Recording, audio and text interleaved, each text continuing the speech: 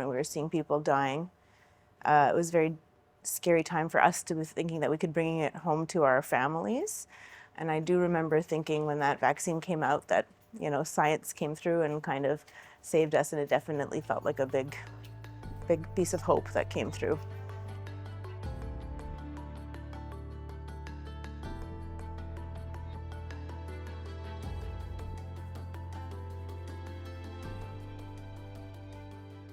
We found out in about November of 2020, when finally the vaccine was available for the world, that there was the plan from the ministry on how we would actually disseminate this to the population, given that there was only so much of the vaccine available out there. So there was a very controlled environment. So we had found out from the ministry that Queensway Carleton Hospital, along with TOH, would be providing vaccine within the region.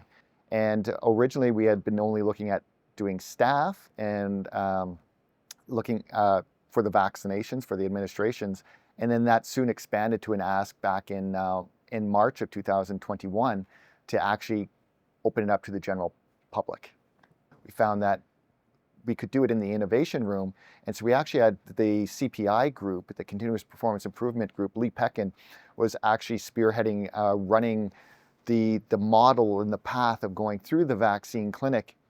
And we actually did trials, and we had IPAC come down to make sure infection prevention control, to make sure that we were keeping enough distance. We were having difficulty with keeping that 6-foot distance that everyone had to keep, social distancing.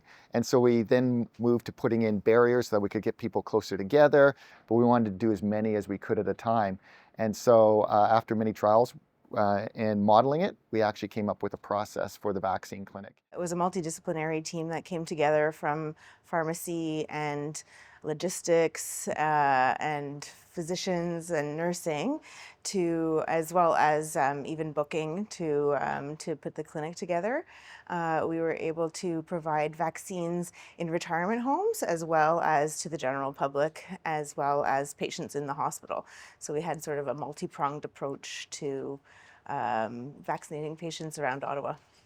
And then that was just the clinic itself. And down here within pharmacy, where we're at, just behind you, is actually where we had a cage set up. And this cage actually had badge scanning to get in.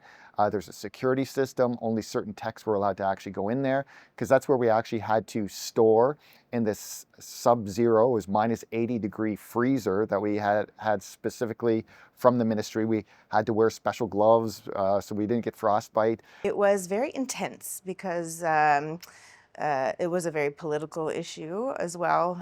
There was concerns that vaccines could be stolen. Every vaccine was accounted for.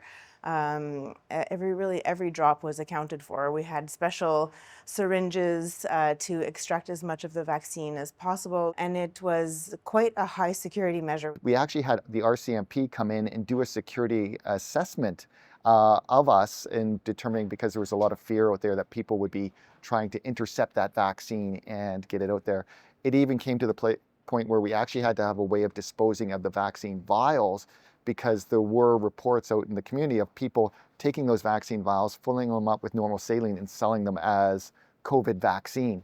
There was such a high security around that. So when we actually had that prepared down here and sent up to the clinic, we actually initially had security would come and actually escort us up to the vaccine clinic, where we'd actually store the vaccine in an automated dispensing cabinet, so only certain people would actually have access to the vaccine.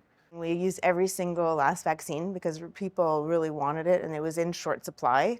We had to think of ways to make sure that no vaccine went to waste, and that was really important. So we had lists of people that still met the criteria, because there were very strict criteria of who had to be rolled out at the beginning. We had a little room in the back where if we had somebody who was feeling faint, we'd had a bed available to us.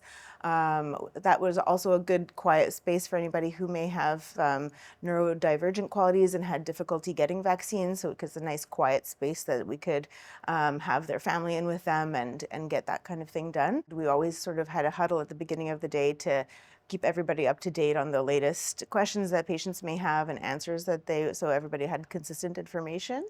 And also the QCH Foundation was very helpful. They enlisted several physicians and members of the community speaking different languages and making promotional videos talking about the vaccine and explaining it so that it was expanded to people with different language backgrounds as well. I wanted everybody to feel like they had been part of something because they were part of something important.